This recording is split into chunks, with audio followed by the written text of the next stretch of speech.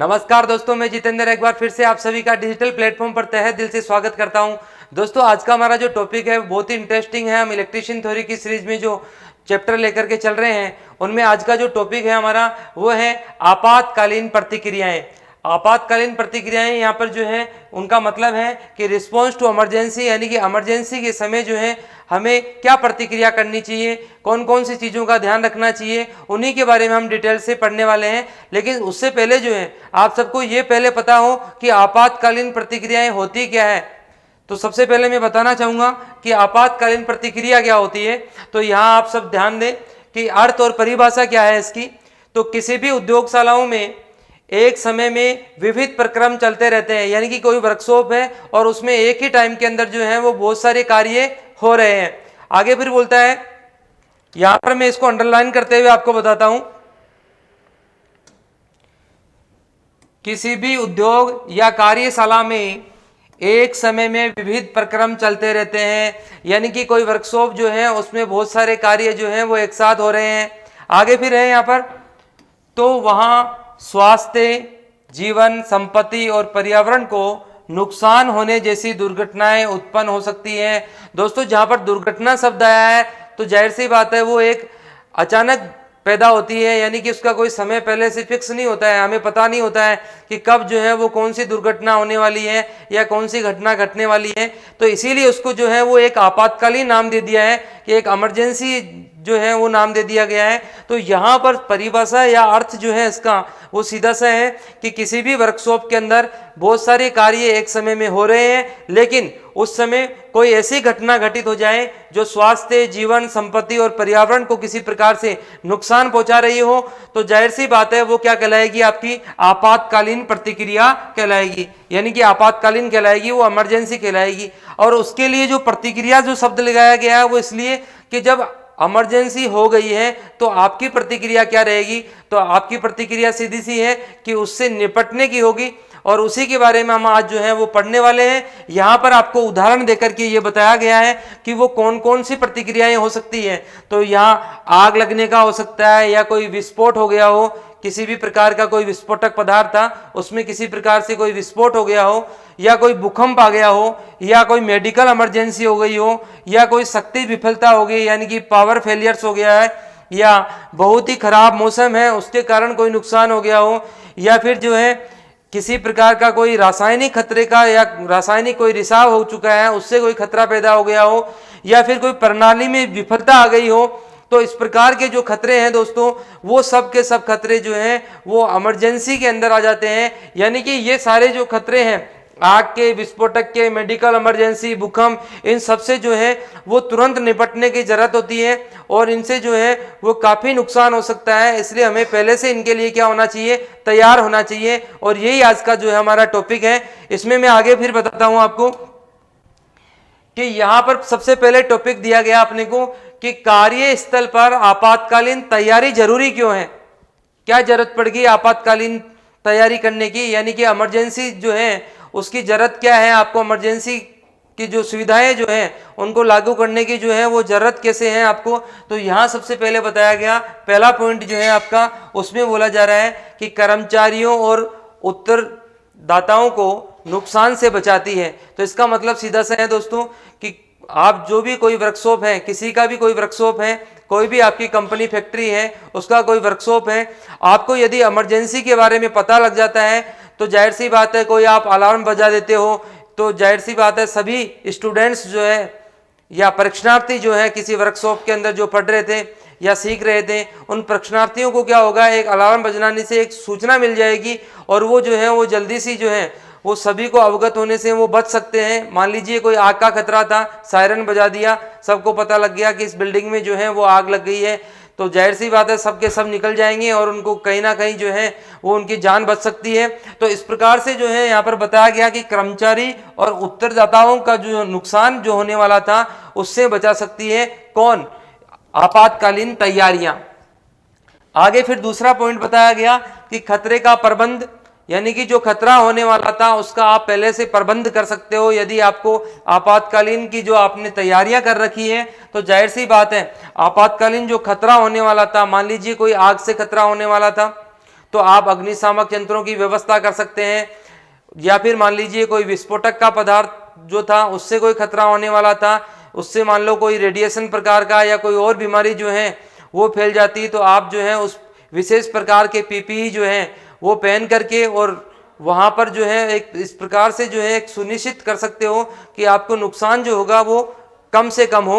आगे फिर मैं बात करना चाहूंगा यहाँ पर मशीनरी की क्षति का विराम हो सकता है। बिल्कुल सही बात है, आपको पहले से पता लग जाए कि ये जो है वो घटना घटी है और आपने पहले से तैयारी कर रखी है। मान लीजिए कोई भूकंप ही आ गया तो आपने ऐसी व्यवस्थाएं कर रखी है कि भूकंप से जो है वो लोगों को कैसे बचाना है या मशीनरी जो है उनको कैसे बचानी है। आपने यदि ऐसी व्यवस्थाएं कर रखी है तो कहीं ना कहीं जो है आपके लाखों रुपए का नुकसान जो होने वाला था वो भी बच जाता है। साथ ही साथ जो है वो जान की जो क्षति होने वाली थी उससे भी आप जो है वो बच सकते हो। आगे फिर मैं बात करना चाहूंगा यहाँ पर चौथे पॉइंट की कि सुरक्षित कार्य वातावरण को विकसित करना। बिल्कुल, आपने यदि आपातकालीन की तैयारियां पहले से की है तो जाहिर सी बात है कि आपने जो है वो कार्य के लिए सुरक्षित प्रबंध कर रखे हैं, यानी कि सुरक्षा के बहुत सारे पुख्ता प्रबंध कर रखे हैं। उससे आपको कहीं ना कहीं मशीनरी और जान माल की जो हानि होने वाली थी वो आप बच सकते हो उससे। आगे फिर है आपातकाल की सभी दुविधाओं को रोकना। मान लीजिए आपातकालीन जो होती है यानी कि इमरजेंसी कोई हो गई है तो उससे जो भी दुविधाएं हो सकती थी, मान लीजिए आपने एक संस्था चला रहे हो और वहां पर जो है आपने पहले से कोई एम्बुलेंस की व्यवस्था भी कर रखी है, आपने आग बुझाने के लिए फायर ब्रिगेड जो है उसकी भी व्यवस्था कर रखी है, और अचानक से यदि कोई आपके साथ में दुर्घटना या घटना या आपातकालीन स्थिति पैदा होती है तो ऐसे में क्या करेंगे, आप उन पे काबू पा सकते हैं। तो इस प्रकार से जो है दोस्तों यहाँ पर बताया गया कि कार्यस्थल पर आपातकालीन तैयारियां जो है वो पहले से जरूरी है। इसीलिए हमारे को इन पॉइंटों पर ध्यान देते हुए आपातकालीन की स्थितियों का निवारण करने के लिए इन पॉइंटों के ऊपर विशेष ध्यान देना चाहिए। आगे फिर मैं बात करना चाहूंगा यहाँ पर आपातकालीन प्रतिक्रियाओं को रोकने के लिए कौन से तत्व हैं। तो यहाँ पर सबसे पहले बताया गया रोकथाम। तो रोकथाम करने के लिए दोस्तों आपको नीतियों का निर्धारण करना पड़ेगा। बहुत सारी अवधारणाएं जो हैं, बहुत सारे जो हैं वो आपको केसेस जो हैं वो पहले से रीड करने पड़ेंगे और उससे से जो है आप रोकथाम कर सकते हैं। यहाँ पर जो है आप रोकथाम की बात आ रही है, इसका मतलब ये है कि आपातकालीन की स्थिति जो है वो पैदा हो गई है और अब जो है आपको क्या है, रोकथाम करना है। और रोकथाम करने के लिए जो है इन तत्वों को आपको ध्यान देना पड़ेगा कि आपको नीतियां बनानी पड़ेगी, आपको धारणाएं बनानी पड़ेगी। इसी प्रकार से बोल रहा है कि तैयारी, तो तैयारी जो है उसमें आप सबको पता है कि संगठन की पूरी तैयारी होगी, आपकी अकेलों की कोई तैयारी नहीं होने वाली है। तो यहाँ पर संगठन को प्रभावी रूप से तैयार करना पड़ेगा आपको, यानी एक विशेष प्रकार की ट्रेनिंग देनी पड़ेगी आपको। कर्मचारी जो है उनको एक जिम्मेदारियां देनी पड़ेगी आपको, ताकि वो जो है उस काम को बखूबी कर सके। आगे फिर मैं बात करना चाहूंगा यहाँ पर प्रतिक्रियाओं की। तो प्रतिक्रियाओं के अंदर हम बात करना चाहेंगे यहाँ पर कि इमरजेंसी के अनुसार कार्यवाही करेंगे। यदि आग लगी है तो आग के अनुसार कार्यवाही होगी, यदि कोई सुनामी आ गई है तो उस हिसाब से होगी, यदि कोई भूकंप आ गया है तो उस हिसाब से जो है। तो जाहिर सी बात है यहाँ इमरजेंसी के अनुसार जो है आपको कार्यवाही करनी होगी, उस प्रकार की जो है आपको प्रतिक्रियाएं जो है वो काम में लेनी पड़ेगी। आगे फिर मैं बात करना चाहूंगा यहाँ कि आपातकालीन योजनाओं के चरण कौन से होंगे, किस किस चरण के अंदर जो है वो आपातकाल से निपटने के लिए आप जो है वो योजनाएं बनाओगे। तो सबसे पहले बात करें स्थापना की। तो आपने जो है कोई भी योजना जो है बनाई है उसकी सबसे पहले तो क्या है, आप स्थापना आपको पढ़नी पड़ेगी। फिर जोखिमों का विस्तार जो है वो देखना पड़ेगा कि कौन कौन सी जोखिमें हो सकती है, कौन कौन से खतरे हो सकते हैं। फिर बात करेंगे मॉक ड्रिल की। तो मॉक ड्रिल का मतलब दोस्तों यहाँ पर यह है कि आप जो है मान लो भूकंप से निपटना चाहते हो या फिर कोई आग से निपटना चाहते हो या फिर किसी और प्रकार की जो है वो कोई भी इमरजेंसी से आप निपटना चाहते हो, तो जाहिर सी बात है उसके लिए आपको क्या करना पड़ेगा, पहले एक ट्रायल करना पड़ेगा। यानी कि आपने देखा भी होगा कई बार, खासतौर से 15 अगस्त 26 जनवरी पे आपने देखा होगा कि बम कुछ जो है उसको डिफ्यूज करने के लिए पूरी टीम बनी होती है, वो एक मॉक ड्रिल करते हैं। यानी कि वहां पर जो है वो वास्तव में बम नहीं रखा होता है, लेकिन वो अपने कर्मचारियों को जो है वो इस प्रकार से ट्रेनिंग देते हैं कि अपने को जो है वो ऐसे लगता है कि पूरा एरिया खाली करवाया जाता है और जो डॉग्स जो होते हैं उनके द्वारा जो है वो उनको द्वारा जो है वो जांच करी जाती है। फिर उनके जो अधिकारी हैं, उनके कर्मचारी हैं, वो एक तरह से क्या करते हैं, पूरे घटना जो है उसको पूरे बिल्कुल हूबहू जो है वो एक तरह से अंजाम देते हैं, और इसे ही कहते हैं अपन मॉक ड्रिल। तो इसी प्रकार से आग बुझाने के लिए भी करी जाती है। इसी प्रकार से जो है वो मान लीजिए कोई भूकंप आ गया है तो उस भूकंप से बचने के लिए भी आप ट्रेनिंग दे सकते हो। तो ये होती है मॉक ड्रिल। आगे फिर मैं बात करूंगा प्लान लागू। तो प्लान लागू से मतलब यहां पर यह है कि आप आपातकालीन योजनाओं के चरणों की बात कर रहे हैं। तो आपको अब जो आपने पहले से प्लान बना रखा था, उस प्लान को कई बार आपने सुना भी होगा कि ये प्लान ए है, यदि ऐसा नहीं हुआ तो अपन फिर प्लान बी यूज करेंगे, यदि ऐसा भी नहीं होगा तो अपन एक और तीसरा प्लान रखेंगे। तो इस प्रकार से आपको क्या करना पड़ेगा, सिचुएशन के हिसाब से प्लान जो होगा उसको आपको लागू करना होगा। आगे फिर बात करते हैं विश्लेषण की। तो यानी कि आपने जो प्लान कर रहे हो, आपने स्थापना करी, जोखिमों का विस्तार जो है उसके ऊपर चर्चा करी, आपने मॉक ड्रिल करी, या आपने जो है वो प्लान को लागू किया। अब बात आती है कि विश्लेषण क्या निकला, यानी कि उस पे पूरे पे विश्लेषण किया तो कहां कहां कमियां रह गई है, उन कमियों के ऊपर जो है वो विशेष तौर से जोर दिया जाता है। किसी कर्मचारी की गलती है तो, या फिर उसकी ट्रेनिंग में कमी है तो उसको सुधार किया जाता है। तो इस प्रकार के जो है दोस्तों यहाँ आपातकालीन की जो योजनाएं बनते हैं उनके अंदर ये सारे, और जब आपको जो कमियां पता लग जाती है उनका लास्ट में क्या कर देते हो, आप सुधार कर देते हो। इस प्रकार से जो है वो आप सभी चरणों का जो है वो निरंतर अभ्यास करेंगे या निरंतर जो है वो करते रहेंगे। तो जाहिर सी बात है कभी ऐसी स्थिति आई कि आपातकालीन या इमरजेंसी कोई स्थिति आई तो उसको आसानी से निपटा जा सकता है और किसी प्रकार का जो है बहुत नुकसान नहीं होने वाला है आपको। आगे फिर मैं यहाँ पर बताना चाह रहा था कि सुरक्षा चिन्हों और खतरों के प्रति जो है वो बचाव को प्रभावी ढंग से लागू करना चाहिए। ये सबसे मोस्ट बात है। आप सबको पता होना चाहिए कि किसी भी वर्कशॉप में कार्य करते रहते हैं तो वहाँ हाई वोल्टेज का खतरा क्या है, लिफ्ट का या ओवरहेड लोड का खतरा क्या है। इस प्रकार से जो है वो बहुत सारे खतरों के प्रति अपने को सचेत किया जाता है। तो जाहिर सी बात है वो कहीं ना कहीं हमारे को दुर्घटनाओं से बचाते हैं। इसीलिए जो है यहाँ बताया गया है कि सुरक्षा चिन्हों और खतरों के प्रति बचाव को जो है वो प्रभावी ढंग से लागू करना चाहिए। उनके ऊपर जो है वो सुचारू रूप से कार्य होना चाहिए। प्रत्येक को जो है सुरक्षा चिन्हों का ज्ञान होना चाहिए। प्रत्येक को जो है वो इमरजेंसी के अंदर जो घटित होने वाली घटनाएं हैं उनसे परिचित होने चाहिए, उनसे निपटने के लिए निपटान आना चाहिए। तो ये सारी चीजें जो है हम यहाँ योजनाओं के अंदर पढ़ते हैं। आगे फिर मैं बात करना चाहूंगा यहाँ कि लिखित आपात प्रतिक्रियाओं का विस्तार पूर्वक अध्ययन, यानी कि बहुत सारी जो है वो इस प्रकार के पॉइंट होते हैं, उनको पहले से लिख करके तैयार किया जाता है। पहले से जो है उनको लिख करके तैयार करके एक ट्रेनिंग दी जाती है। आपको पता होना चाहिए कि दो प्रकार की ट्रेनिंग है यहाँ पर, एक तो फिजिकली है और एक जो है वो उनको लिखित रूप से दी जा रही है। यानी कि उनको कहीं ना कहीं जो है उनको मौखिक रूप से बताया जा रहा है कि इस प्रकार से हमारे को जो है वो इमरजेंसी के समय जो है इनसे निपटना होगा।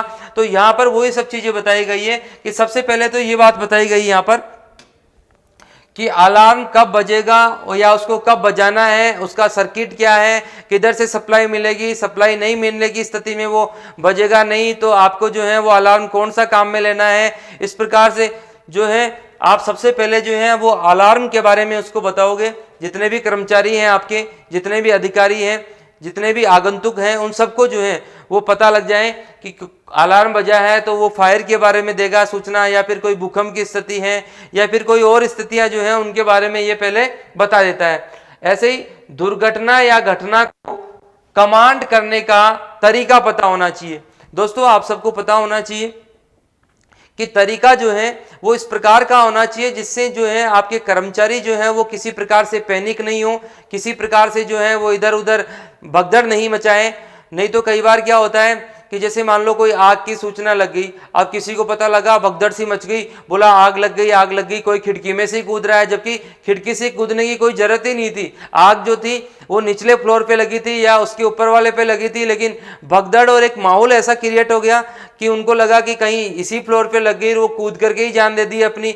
या फिर आपने देखा होगा कि कभी भी जो है, जैसे मैं एक बात करता हूँ, मान लो किसी आप एरोप्लेन के अंदर जो है आप बैठे हो या कोई हवाई जहाज से आप जो है वो कहीं टूर कर रहे हो, तो आपने देखा होगा कोई इमरजेंसी है तो आपको जो है वो एयर होस्टेस या फिर वहाँ पर कोई अनाउंसमेंट जो कर रहा है वो इस प्रकार से करता है कि अभी जो है आपको किसी प्रकार से पैनिक नहीं होना है और आप बेल्ट को जो है वो मजबूती से बांध के रखें, किसी प्रकार से पैनिक नहीं हो, जो है ये लैंड करने वाला है, ठीक है।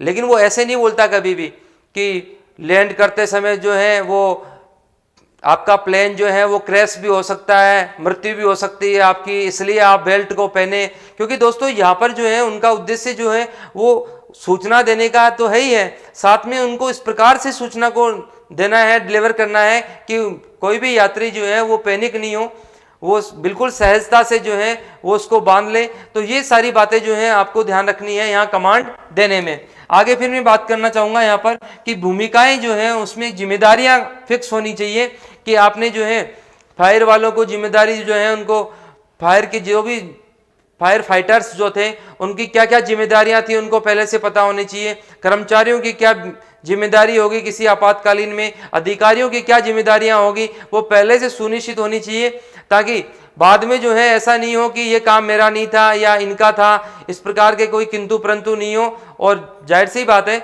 आप पहले से जिम्मेदारियां फिक्स करेंगे तो ऐसी स्थिति में क्या होगा, कार्य जो है वो बहुत ही मजबूती से बहुत ही अच्छा होगा। आगे फिर मैं बात करना चाहूँगा यहाँ पर बिजली बंद का प्रबंध। बिल्कुल दोस्तों आप सबको पता होना चाहिए कि भूकंप जो है आया है या फिर कोई आग लग गई है या फिर कोई विस्फोट हो गया है, ऐसी स्थितियों में क्या होता है दोस्तों, बिजली जो है उसका बड़ा अहम रोल होता है। मान लीजिए आग लग गई और फायर हाइड्रेंट जो चलना था उससे पानी को बुझाना था मोटर से, लेकिन आपने क्या किया, आग लगते ही जो है वो लाइट ही काट दी पूरी। अब लाइट काट दी तो ऐसे के अंदर जो है आपका वो फायर हाइड्रेंट भी नहीं चलेगा, तो ऐसे में आग किससे बुझाएंगे आप, और फायर ब्रिगेड जो है उनको आने में काफ़ी देर हो जाएगी। तो जाहिर सी बात है आपको ऐसे जो छोटी छोटी जो चीज़ें हैं इनके ऊपर पहले से आपको जो है वो तैयारी करनी होगी, आपको जो है इनके बारे में जो है पहले से जो है सुनिश्चित करना होगा कि जो ऑपरेटर है उसको पता होना चाहिए कि फायर हाइड्रेंट के लिए अलग से कोई सप्लाई की व्यवस्था होगी, बिल्डिंग के प्रत्येक फ्लोर की अलग से कोई व्यवस्था होगी। आपको ये जानने की कोशिश करनी चाहिए कि जो बिजली से आग लगी है या फिर बिजली से आग नहीं लगी है, इस प्रकार की परिस्थितियों का पता करने के बाद में जो है आपको उसको लाइट को बंद करना है या चालू करना है। तो इस प्रकार के जो है वो बिजली बंद से संबंधित जो प्रबंध है वो भी एक सुचारू रूप से होना चाहिए। आगे फिर मैं बात करना चाहूँगा यहाँ पर कि आपात में संपर्क केंद्रों के दूरभाष नंबर भी होने चाहिए। बिल्कुल, यदि आग लग गई है तो फायर ब्रिगेड का भी आपको नंबर पता होना चाहिए, या फिर वहाँ कंट्रोल रूम जो है उसका एक नंबर पता होना चाहिए, हॉस्पिटल्स जो है उनके आपको नंबर पता होना चाहिए, या कोई पुलिस जैसी इमरजेंसी है या फिर कोई और जो है एम्बुलेंस संबंधित कोई इमरजेंसी है, तो उन सबके क्या होने चाहिए, प्रत्येक वर्कशॉप में या बिल्डिंग में सभी जगह जो है वो सुविधाजनक रूप से जो है वो लिखे हुए होने चाहिए, जिससे जो है इनसे संपर्क साधा जा सके और आपातकालीन परिस्थितियों में जो है आप जान का जो खतरा था उससे बच सकते हैं, माल का जो खतरा था उससे बच सकते हैं। आगे फिर यहाँ पर यही बातें बताई गई है कि एम्बुलेंस, फायर ब्रिगेड, हॉस्पिटल आदि से जो संपर्क करना था वो तरीके से हो सकता है यदि आपने विस्तार पूर्वक इनका जो है वो लिखित में अध्ययन कर रखा है कि इन बातों के ऊपर करना है, आपने जिम्मेदारियां यदि पहले से फिक्स कर रखी है, तो इस प्रकार से जो है होने वाली जो दुर्घटनाएं हैं उनसे अपन बच सकते हैं।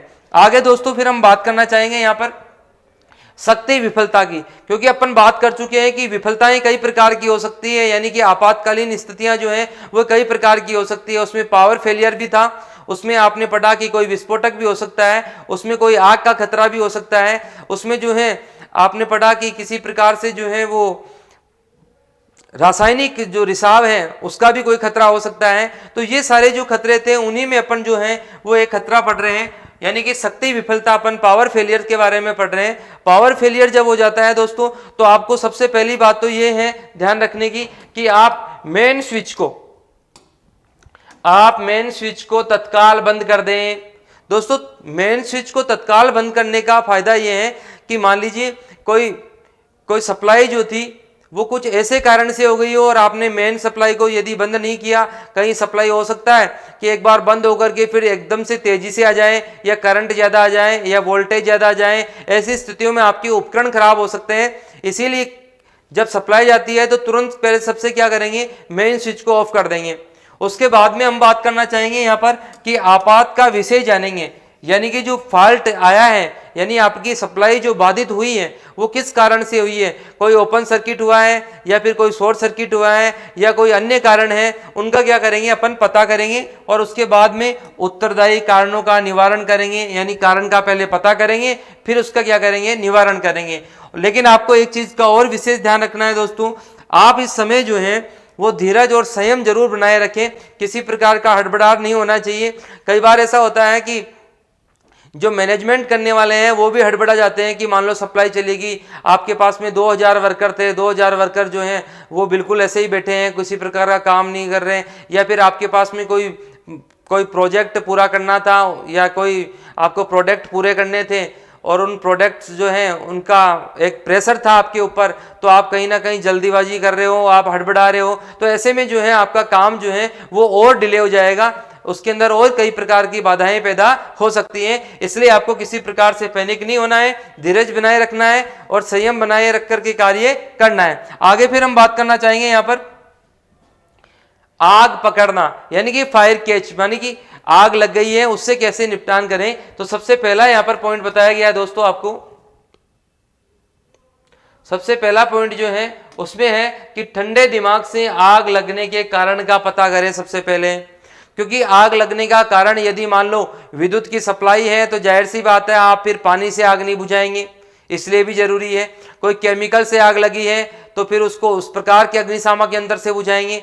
यदि कोई लिक्विड से यानी कि कोई द्रव से आग लगी है तो फिर उस प्रकार का अग्निशामक यंत्र लाएंगे। यदि कोई द्रव से आग लगी हुई थी तो उस प्रकार का किया। ऐसे ही कोई गैस से भी लग सकती है, तो गैस से कोई आग लगेगी तो सीधी सी बात है आप उसी प्रकार के अग्निशामक यंत्र से उसका निपटान करेंगे। तो इसलिए आपको जो है वो आग का एक कारण जानना बहुत जरूरी है कि आग जो है वो किस कारण से लगी है।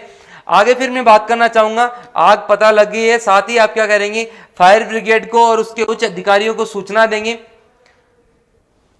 फिर बात करेंगे कि अग्निशामक यंत्रों का उपयोग करेंगे आग के अनुसार और आग पर नियंत्रण करने का प्रयास भी करेंगे। ऐसे नहीं है कि अग्निशामक यंत्र जो है आपके पास पड़े हुए थे लेकिन आप जो है वो अग्निशामक विभाग के जो अधिकारी थे या उनके कर्मचारी थे या फायर ब्रिगेड थी उन्हीं का आप वेट करते रहे और उनको आने में समय लग गया और ऐसे में जो है आपने आग जो है वो और ज़्यादा तेज हो गई हो, उससे और ज़्यादा नुकसान हो सकता है। तो आप क्या करें साथ ही साथ प्रयास भी करते रहें। आगे फिर बताया गया कि अग्नि का कारण विद्युत होने की संभावना हो तो जाहिर सी बात है आपको जो है वो जल का प्रयोग नहीं करना है, क्योंकि आप सब जानते हो कि विद्युत के ऊपर आप जल का प्रयोग करेंगे तो कहीं ना कहीं आपको जो है वो इलेक्ट्रिक शॉक भी लग सकता है, आप करंट की चपेट में भी आ सकते हो और एक नई जो है वो दुर्घटना को जन्म दिया जा सकता है। तो इसीलिए आपको इन सब बातों का ध्यान रखना है। आगे फिर मैं बात करना चाहूंगा यहाँ पर प्रणाली विफलता, यानी कि सिस्टम फेलियर हो गया आपका। तो सिस्टम फेलियर हो गया तो आप क्या करेंगे, तो यहाँ पर बात करते हैं कि अधिकारियों को सूचित करें सबसे पहले तो और कारण को जाने कि सिस्टम जो फेल हुआ है वो किस कारण से हो गया। अब सिस्टम जो है वो कुछ भी हो सकता है, आपकी अलग अलग प्रकार की कंपनियों में अलग अलग प्रकार का एक सिस्टम बना हुआ होता है, वो सिस्टम जो है वो अलग अलग होता है सबका। तो अधिकारियों को आप सूचित करें, विद्युत उपकरणों और मशीनरों को असक्रिय कर दें, यानी कि मशीनरियां जो लगी हुई थी, उपकरण लगे हुए थे, उनको क्या करें सबसे पहले आप विद्युत से विलगित कर ले, क्योंकि आपका प्रोडक्शन तो वैसे भी नहीं हो रहा, कहीं मशीनरी को कोई नुकसान नहीं हो जाए, इसलिए आप क्या करेंगे मशीनरी को विलगित कर देंगे। आगे फिर है सक्षम अधिकारियों के आने तक क्या बने संयम बरतना है आपको। आगे फिर बात करना है कि आवश्यक हो तो आपातकालीन सेवाओं से पूर्व प्राथमिक उपचार भी आवश्यक है। यदि मान लो कोई ऐसी घटना घट गई हो जिसमें किसी के चोट आ गई हो या फिर कोई सामान्य जो प्राथमिक उपचार के लिए आपने जो बॉक्स रखे हुए थे, यानी कि फर्स्ट एड बॉक्स रखे हुए थे, उनसे आप उपचार भी स्टार्ट कर सकते हो।